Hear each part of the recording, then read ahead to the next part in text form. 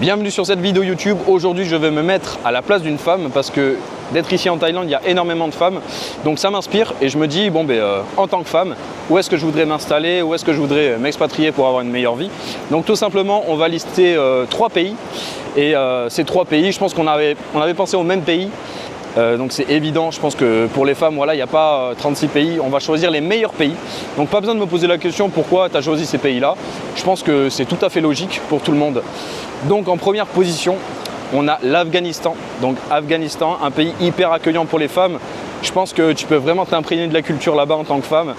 Donc moi, ce serait vraiment mon premier choix en tant que femme. Tout simplement aller là-bas, construire une vie, essayer de trouver un mari, etc. Donc faire des enfants, pourquoi pas fonder une famille là-bas. Ensuite, en deuxième position, on a l'Inde. Donc l'Inde, pays très très connu pour la sécurité des femmes, surtout à New Delhi, dans les grandes villes. Je pense que vous êtes d'accord avec moi pour dire que voilà, la sécurité en tant que femme, je pense que toute femme rêve de s'expatrier en Inde. Ensuite, en troisième position, on a le Pakistan. Donc le Pakistan, pays très très connu pour les femmes, et il y a beaucoup d'Européennes, d'Américaines qui s'expatrient au Pakistan. Donc voilà, tout simplement je vais les suivre ce rêve. Ensuite on aurait pu inclure la Syrie, mais la Syrie c'est un peu démodé, donc voilà, j'aurais pas envie d'y aller, je pense.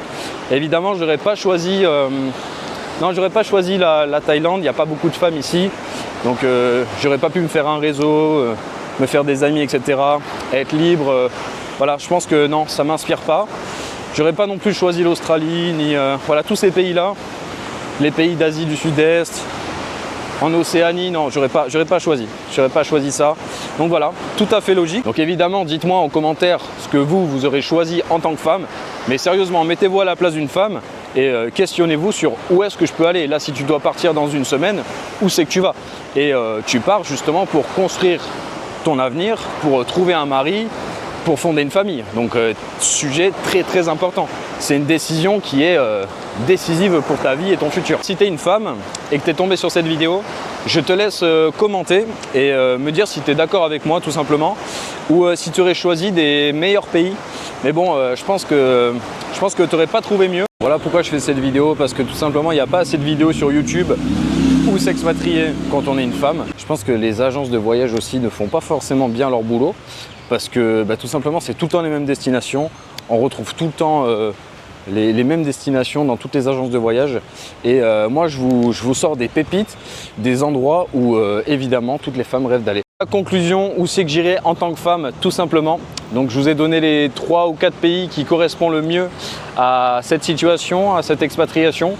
Donc voilà, laissez votre avis en commentaire et n'hésitez pas à donner des idées aussi. Donc voilà, n'hésitez pas à donner de meilleurs pays, mais bon, je pense qu'on a fait le tour et qu'on a donné les arguments. Après, voilà, on peut toujours développer, parce que c'est vrai qu'on a quand même survolé le sujet. N'hésite pas à me dire où toi tu serais allé en tant que femme. Donc voilà, pour viser une expatriation complètement réussie, pour être stable dans un pays, pour s'imprégner de la culture, une vie paisible sur la durée, et voilà, pour pouvoir rester longtemps et être totalement épanoui.